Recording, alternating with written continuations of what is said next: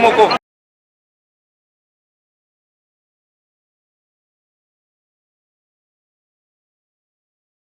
Parlement populaire, la voix de la masse.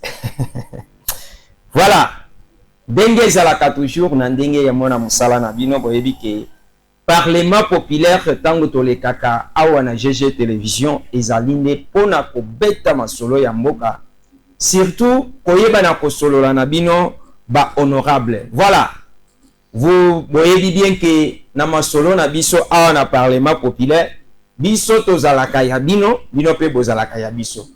C'est pourquoi to koyebisa bino que daté d'aujourd'hui chaque jour, chaque lundi à partir de 17h15 nous sommes en direct, plénière direct et l'ongona honorable président Costa Kazadi boyebi système de GEZAKE biso toyeli bino lisolo bino pe bopesi masolo boyena ba mention na ba question na bino bopesi et to komisi yango bisika esengeli et en même temps moko na moko abandi kobenga pona kofunda. Ah vraiment tango na loba kafunda leo zomona mitema ya batu mususu ekomi kobeta ba ministre na ba nini bazo betisa mitema ba gouverneur ya ba province ba généraux biso tozalaka na minduki te tozalaka na buku wana o batangaka ya kokanga batu wana te me tobangisaka soki olingi même ke bayoka yo parce que ndenge tozoloba boyi nous sommes suivis partout na présidence bazolanda biso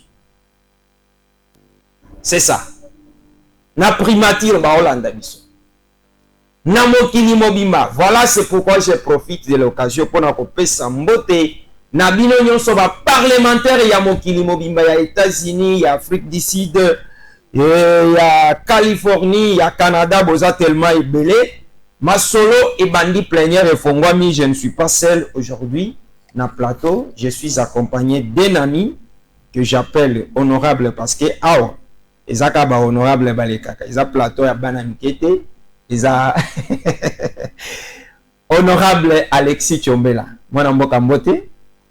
Mbote na yo ndeko Kazadi, honorable président. Voilà. Et puis présentateur, il y a magazine où il y a Parlement populaire, la voix de la masse. Mbote pe na ba ndeko nyonso bazota la biso de partout à travers le pays, de partout à travers le monde. Vous avez vraiment ébélé. Je vous salue et puis to pesibino vraiment boyeyi malamu nde balobaka na lingala boyeyi malamu. Merci. Na magazine to pe na numéro il y a le Parlement populaire. Merci. Il faut souligner que honorable président Costa Kazadi, voilà, c'est nous qui sommes au Tozali, Bakonzi na bango. Ce que l'ingoza makambu ya malamu na Parlement populaire. Tozobeta lisolo ya masolo oye koleka na ba ministère, oye koleka na mboka na ba gestion de par-ci par-là, oza komona batu ebele bazingi mokonzi ya mboka. O tozo sungaye, o fachi beton, o kingandi. Mais la faisabilité, qu'est-ce que vous faites? Toyambi badoléance ebele.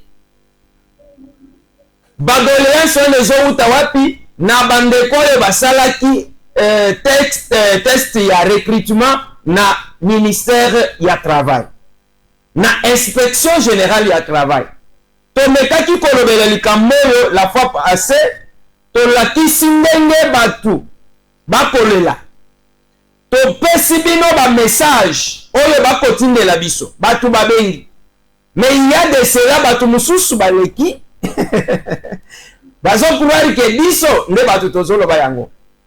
Je dois vous prouver que ce n'est pas nous qui le fait parce que il y a beaucoup de choses oyo leki na mouvement wana ya recrutement na ministère ya travail na inspection générale ya travail ba recruter ba inspecteur ba agent ya contrôle na ba agent administratif mais batu bazolela bazoloba ke listo babimisi wana ya bandeko oyo balobi ke baza retenu na test bango majorité ya batu pe na kati wana ezali ya bato oyo balekaka meme na test wana te. Kombo na bango ezalaki figure même na liste ya bato oyo ifala basala test te. Wana siko tolo bati. bozosunga mokonzi ya mboka na nini? Awa tozokende na maponani. Nde ozomona lelo po bajeni bazwa misala ekomi kaka ozala ndeko ya kingandi, ozala petit ya confiance ya kingandi, to ozala makango ya mutu boye. Biloko wana tozolinga ngo lisusu. Parlement populaire c'est ça. C'est ce que tokolobela po ete biso nyonso tosunga mokonzi ya mboka. Tosala mutu na mutu asala na part na ye po ete nyonso wana ekoye na mutu ya mokonzi ya mboka te. Voilà. Ndenge na lobi wana na lobi 089 61 34 577 ezali masolo tokobeta mwana mboka lelo masolo ezobetama kitoko te na mboka. Inspection générale ya travail basalisi recrutement bandeko bakei bamuye mayo mais baye ko constater que nasuka batu mususu nde bazobima ba oyo bazalaki figuré na liste ezalaki affiché bango babimi. Comment vous interprétez cela? Merci beaucoup Ndeko Costa Kazadi, l'honorable président. Merci pour la malouba et merci pour l'invitation na plateau na yo. Bon, constat eza amer ya komona comment est-ce que makambo ezotambola na kati ya mboka na biso. Lelo bo permettre na zoma exemple muki sans toutefois koluka ko minimiser musala songolo to pakala. Lorsqu'il y a recrutement ou ezo salama na ba société, en fait na ba société mais na ba domaine tel que na armée par exemple. Armée a recruté, la police a recruté. Là, on voit, c'est tout le monde qui en parle. La publicité, tout le monde a la chaîne presque nyonso. RTNC, Télé 50, oui.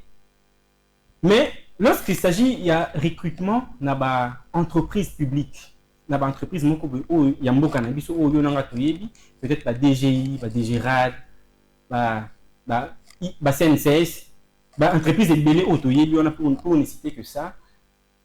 C'est comme s'il n'y a que des formalités, des salamaka.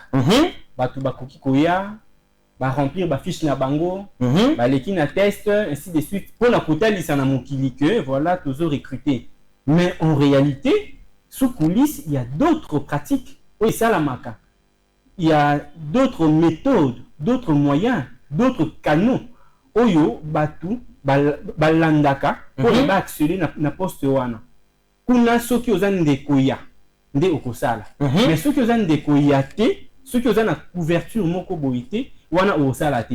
Donc on donne comme impression que il y a d'autres domaines. Les ana ba misala mususu oyo ezo valoir plus que misala mususu. C'est comme si la police les ana valeur te. C'est comme si armée les ana valeur te na kati ya société. Or, to yebi que non, bato nyonso, il faut ba se sentir quand même valorisé, ba se sentir quand même considéré. Mutu mususu a se sentir te marginalisé na kati ya société qui non nga na salama kaka pona za la policier, nga na salama kaka pona za la FRDC. Non. Nous sommes tous des Congolais, ba entreprise wana esengeli et profiter na batu nyonso. Qu'est-ce qui fait que ceux qui la police nous a recruté, nde tozolo belango tongo me dit pourquoi. Mais ceux qui ont entreprise wana mususu nde ils ont recruté wana faut za la ndeko ya mutu songolo to pakala. Donc, on a tendance à diviser, à kabola makam. Donc, moi je dirais que chef de l'État, il faut s'impliquer dans la Katia Makambouana. S'il vous plaît, j'ai là, je appelle. Oui. La ville de Bunia, en province de l'Ituri. Nous venons, à travers votre télévision, dénoncer les magouilles orchestrées par le ministère de l'Emploi et de la Prévoyance sociale dans les tests écrits de l'inspection générale du travail. Et des résultats qui ne reflètent pas l'avenir de cette République. C'est pourquoi nous venons à travers votre télévision réclamer la publication des résultats province par province et les points obtenus par chaque candidat soit à côté de son nom. Dans le cas contraire, c'est l'avenir de notre pays qui est en danger et puis l'avenir politique du chef de l'État qui est en danger. Nous sommes prêts parce que nous ne sommes pas confiants des résultats étant donné que certains candidats retenus sur cette liste n'ont pas passé les tests. Donc, ils ont réussi aux tests qu'ils n'ont pas passé. Et c'est là nous n'accepterons pas. C'est pourquoi nous demandons que la vérité soit établie pour un avenir meilleur de la République démocratique du Congo. Merci. Merci, merci. Voilà, au moni voilà, merci. Oui. Tout à l'heure, là, ma cambo na oti kolobande quoi ça voice par WhatsApp pour na affirmer tout simplement pratique moko ya na ko bingo ya anti-valeur. Aujourd'hui, dans notre pays, on a tendance à mon que au lieu de promouvoir méritocratie, nous promouvoir beaucoup plus la kakistocratie. Comprendre? Kakistocratie est ça en fait système ou soit est ça le fait il y a que promouvoir mon toit incompétent. Aujourd'hui ceux qui aux non la compétence té au sala musala wana mais vu que aux ana ndeko ozo chapeauter na secteur wana à côté au cas quand même wana aux ana compétence té même si au yebi loko mon côté à côté au cas parce que aux ana ndeko naï. C'est ça la kakistocratie dont j'ai fait allusion. Mais nous à cause de la connaissance, à cause de la compétence, il y a ça la musala mokoboue. Mais bon, c'est parce que azana mutute wa ko lebelaye, azana mutute wa ko brancher na circuit. C'est ça en fait le vrai problème. Pour les autres là que nous mbo cannabis to continuer ko tourner à rond. Hein, toujours la de part et d'autre. Na mon encore c'est vrai, ba le belo mususu. Mais sur les plans pratiques, ba ça fait le mususu. OK, merci. Voilà. 089 61 34 577 Salandenge de Komususu Asali, nous sommes direct Awa na GG Télévision, plénière ESA en direct na Parlement populaire, opération Funda Mokozinayo, opération Funda Bourgmestre. Ya commune ofandi. Musale ko sale mandengeni. Opération Funda ye. Hein. Oya konzaka bino wana. Asalaka musala ndenge nini. Voilà. Nakosenga nanu Galaxy Mwanda. Je crois akoyeba na ko balancer biso bilili ya ONG oyo ezali kobunda pona prévention ya ba violence sexuelle et surtout pona protection de la femme. Oye kambami na mwana mboka Simplice ba sangisaki bandeko ebele kuna na makala na cadre ya implantation ya structure munene ONG bozali komona wana ezali focaliser beaucoup plus na kobundela mwasi hein tolo ba ke ba mama ba violence nyonso basala na ba mama mwana mboka Simplice elongo na ba partenaire na ye basengagé pona kotia mwasi na esika na ye. C'est comme ça que abandaki musala wana ya implantation et puis sensibilisation ya ba mama dimanche oyo ezalaki opesi mbwambwa aboyi ndenge bozali komona makambo eza koleka wana. Galaxy Mwanda balancele biso bilili wana ndenge toza komona ba mama oyo bozali komona wana pe balobaki na micro ya Parlement populaire pona ko expliquer importance Mwanda pesa biso maloba wana. Lolenge nini boyambi message ya cordon a tuwa to sepeli makasi mbala liboso na makala tomona iloko boye ONG ekopesa biso valeur ekitombola pe commune na biso. Donc tosengi ba mama baya ebele tokoluka pe lisusu ebele ya koleka tozala po totombola commune na biso ekende liboso. Merci mama.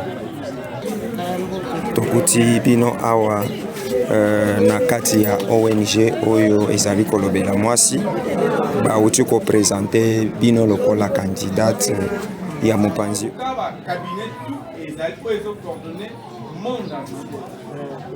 Tant toye awa mwasi ninyo ONG aza na eposa azaka mwasi oyo aza adhéré ficha de ça opesa ngata quelque fiche eza adhéré dolobaki nini bao bazalaki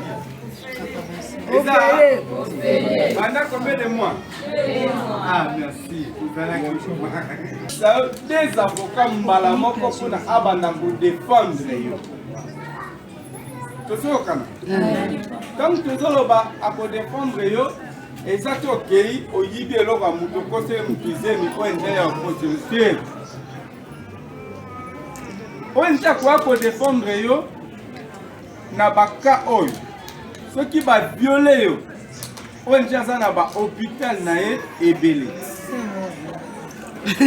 akotinda yo na hôpital na ye soki mobali ya ye abotisi yo bana lokola mulonga ntaba akamati akimi akei soki aye na bureau bakokonvoke ye soki akimi bakoluka ye partout bakozwa ye tozokana ata mosusu toza na yango papa kufi atiki mama na bana ceci c'est la famille ye esali otoli soki aza membre na biso oyo nti akokitisa baavokane ya droit de l'homme rapide mpona kodefendre mwasi wa awa bamini bomoni wana mwana mboka Simplice azali na kati ya komobilize kolakisa kotangisa ONG wana oyo ezali kobunda mpona droit ya mwasi wana ezalaki nde na komini ya Makala ndenge nazoloba wana je crois bozali komona soki tozoloba liloba moko na mwana mboka Galaxy Mwanda bilili wana ebanda kolekaka likakanwa mingi po ete bandeko bazala na ide bozali komona ke ase focaliser mingi na bamilie moko oyo ezali vraiment un peu tolobaka ke milie ya bato oyo bazali na mwa ndambu ya pasi toloba ndenge wana ezali po ke bamilie wana e bafille mère baza ebele bamama oyo bazali marginalisé bazali c'est comme ça que mwana mboka Simplice amipesi musala wana na komini ya Makala ndenge bozali komona même école wana bisika bazwa kosalela nini bozali komona déjà makambo ndenge ezali koleka basangisaki bamama ebele c'est juste pour que ayeba na kobunda ayeba na kosala tout pour que mwasi a se retrouver. C'est pourquoi asengi pe na bamama nyonso ya komini ya Makala ya ba komini mosusu ONG ezali kotambola commune par commune province par province pe ezali banda ya mboka ba ONG ya malonga ya kokota ya ngwana contrairement na bandoki mususu to bandeko mususu bomonaka bopo na ngai ba mususu basala ba association ya simanda pona kosala kaka ke bazwa mo opportunité kasi mwana mboka Simplice abetaki masolo ndenge wana mwana mboka tozokoba na lisolo na biso ndenge nini omoni quand même est-ce que okoki kozala na liloba ya kobakisa par rapport ya lisolo oyo? Bon, likambo ya obakisa, je pense que balobaka une image vaut 1000 mots. Bilili elakisi déjà comment est-ce que Moussala et Zosalama et loko a attiré beaucoup plus attention dans le fait que Ndeko Simplice azali ko s'est basé beaucoup plus na ba valeur o esengeli na au pesa na moisi a martelé beaucoup plus sur le fait que la femme ne peut pas être marginalisée, la femme ne peut pas subir, la femme ne peut pas subir soit de l'injustice, la femme ne peut pas être l'objet d'une injustice quelconque. Sauf qui osali quand même moi si et singeli na yo o se sentir peu utile na kati ya société o singeli na yo pe ko comme on a vraiment monté pas batté. Donc mobali et singeli na yo pe ko respecter moi si ezala te que non ozui moi si ozui ndé balobango vulgairement ozui moi na bato au botina ebana au sali ndenge olingi après un moment donné tu disparais. OK, ça ba anti-valeur ou esengeli na batu ou topé na ONG ko déplorer ko condamner avec énergie. OK, merci nazozo anano appel musus du Tanganyika, je suis Emmanuel. Je voudrais aussi encore une fois de plus revenir vers vous pour vous dire que ce que vous faites ne reflète pas des hommes d'État dignes et intègres. En s'appuyant sur des recommandations, il aurait fallu de ne pas publier ces fameuses listes corruptibles. Il fallait tout simplement recourir à des recommandations et de ne pas tromper la jeunesse comme quoi vous recrutez des agents pour rajeunir la fonction publique. C'est ainsi pour nous, ici au Tanganyika, nous vous disons d'annuler purement ces tests-là et de ces listes-là et soumettre tout le monde au concours et ne retenir que ceux qui réussiront. Merci. Puisqu'il est dit que même les faibles ont les moyens de corrompre pour passer. Merci. Donc, merci. Voilà. Dossier oyo ezozongisa biso kaka. Tozoluka tokimango ozomona ke bandeko ba revendication mais ça ne vaut pas la peine de Costa Casa de permettre à Nakato Malobamuki. Ça ne vaut pas la peine de Kokimango parce que c'est ça la réalité. Nous devons faire face à la réalité. Parce que lorsque Bakei n'a pas locaux, Bakei n'a pas auditoire, on a passé test et moko. Non, transport. Maintenant, on a une liste. Congo ya batouane les athées au moins 3/4 il y a bateau zala qui soumis la test. Ba Congo na bango les athées. Mais quoi de plus normal? Comment on a que bateau ba revendiquer oyo ezali droit na bango. Donc, il faut normalement qu'on promouvoir compétence, qu'on promouvoir méritocratie. Tout ça, là, parce qu'il y a des konanga, même des incompétents, tout ça, donc, bako s'est retrouvé dans Mboka parce que bazana bande la bangoté. Moi, je pense que ça vaut la peine maintenant. Il y a batu balo bakeno, voilà, tout sous la chef de l'État n'a pas aspect, on a. Bon, le banque a mon côté que non, voilà, tout sous la chef de l'État, mais en réalité, alors que ministre à fonction publique, alors que koyeba na kozala ndenge zala ki libosote. Mais subitement, badeko baye kozwa surprise yake.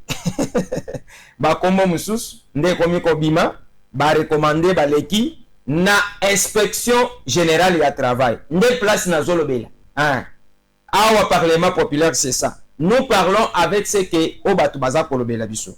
Oh komona mususu azo benga okozwa biayo yangwana. Monda élection ya CSN collectif ya ba communicateur ya changement oyo ezali na kati ya union sacrée salemaki banda ba élection et salema structure moko na mona ya sérieux ba sale élection eloko wana vraiment soki penza ke ezalaki ke ba élection ya ba mboka salema kandenge wana vraiment je ne sais pas so ba contestation elingaki eza mwana mboka Bosco a salaki elongona rapporteur Gladys Landu basali musala moko ya qualité ba memi structure oyo ya ba communicateur ya chef de l'État ya union sacrée bandeko ba mi pesi musala ya ko communiquer rien que pour na chef de l'État baza déjà na mokambi ya sika soki na za koloba bien na donc tozali en communion na mwanda je crois bilile ezali koleka image wana je ne sais pas image ya nouveau président ya collectif oyo alobaki image na ye ok je crois ye wana de cette organisation la kater batu oyo bakolobela mokonzi ya hein kombo na ye Oscar Beya voilà. Merci Mwanda pona nyonso eleki mwana mboka est-ce que okobakisa liloba parce que eza na intervention ya ndeko moko awa ozana 1 minute ya kobakisa kosala commentaire awa et après tozui intervention ya ndeko moko abengaki nga na masina. Bon ngana olinga beaucoup plus kosala commentaire ya image wana euti kolekati mais ngana lingi to se focaliser beaucoup plus na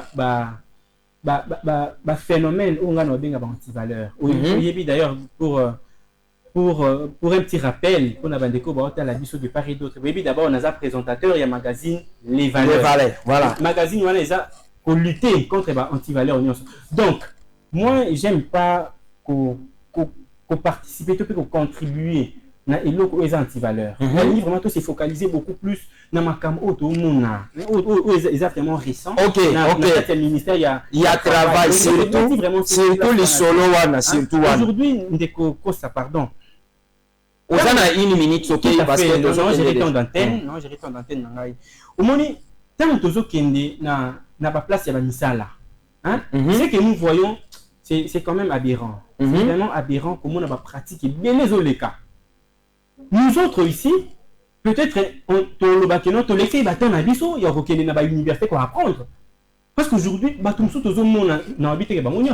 mais on voit quand même certaines personnes, oyo, azawana kaka parce que relation des commissions wana et non méritocratie. C'est ça. Et non connaissance et non compétence. Alors quelque part, mais est-ce que nous devons continuer à apprendre? Nous devons continuer à envoyer nos enfants à l'école alors que le système est déjà biaisé quelque part. On les a très bien, Zéla. D'abord, la Allô? que la liste na bango au basali ya ba retenu. Pourquoi pas publier en côté selon ma province? Parce que tant ba retena qui ba tout pour na test. Première liste yaka chaque province n'a pas tout naïe. Maintenant comme ma liste ya retenu. Il y a retenu basangi sinon pour nous embrouiller pour que to ezo abiso musala ya koyeba ko détecter bato bon babakisi. Mais moi je vous assure que dans la liste wana il y a de gens qu'on a ajoutés qui n'ont même pas été qui n'ont même pas postulé en fait, de personnes qui n'ont pas postulé, qui n'ont pas passé le test baza épelé na kata ba liste wana. Pour nanga ici vraiment ils sont honnêtes comme ils sont en train de le dire, soit disant ils ont méritocratie. Bandana nous part bato bazui selon ba province banda ko sende liste wana na ba kombo selon ba province ba sende ba liste parce que c'est de toute façon ils ont en gravité bato wana ba ya biso to enregistrer bango tant to enregistrer ba kombo wana ba o ya katanga to koluka bango na ba liste katanga. Merci. Alors là nous on va agir selon de la manière.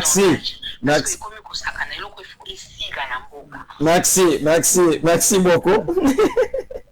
Voilà. Un autre élément qui s'ajoute. Ministère du Travail. Un autre élément qui s'ajoute. Donc, donc je dirais que non, il y a eu deux camps, il y a eu deux groupes. Bato Baké Kosala test bazaki batumsu. Bato wana bazaki ba personne physique. Mais ba oyo baza retenu baza ba personne fictive. Ou bazala qui même pas présent dans lieu il y a test. Donc on se joue de qui? On nous prend pour qui? Donc moi je pense que dans tout ça, il y a eu vraiment des éléments où ils ont honoré ils ont honoré le peuple congolais, ils ont honoré la vision chef de l'État, ils ont honoré le mouvement côté. Donc on doit promouvoir la méritocratie. Tout ça, l'ikoki na bato nyonso, basala mosala parce que le pays nous appartient tous. Tous les Congolais, tous les étrangers, tous les Congolais. Nous devons quand même pour se retrouver dans la carte mboka na biso. Tout le monde a fait que non, si on a étudié, c'est avec cause. Si on a étudié, c'est parce que nous devons quand même assumer certaines fonctions dans la carte mboka na biso de façon que tout le monde mboka. Merci mwana mboka Alexis Tchombela oyo azalaki na biso lelo. Voilà. Ezalaki pona nga esengo ya koyeba na kozala na basalo na bino pona ko présenter bino et puis ko diriger plénière ya mokolo ya lelo tolobeli mingi makambo kotambola kitoko te na ministère ya travail. Inspection générale ya travail salisaki ba test mais makambo eleki bino moko boyoki yango tozo sunga mokonzi ya mboka ti. C'est ça. Awa tozo c'est la réaction na bino. Chaque jour awa na GG télévision à partir à 18h masolo ezole kabongo 089 61 34 577 eza numéro na biso plénière ici tokutani lobi.